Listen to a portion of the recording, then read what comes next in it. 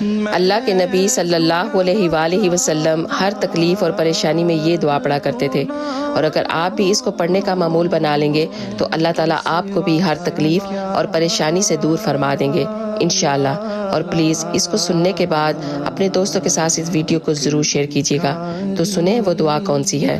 اللہ کے نبی صلی اللہ علیہ وآلہ وسلم جب بھی پریشان ہوتے اور جب بھی آپ کو کسی بھی تکلیف کا سامنا کرنا پڑتا تو آپ ہمیشہ یہی دعا پڑھا کرتے تھے، یا حی یا قیوم برحمتک استغیث۔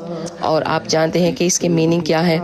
یا حی یا قیوم، اے زندہ رہنے والے، اے ہمیشہ رہنے والے، برحمتک استغیث، میں تیری رحمت کے وسیلے سے تجھ سے سوال کرتا ہوں اور تجھ سے مدد طلب کرتا ہوں۔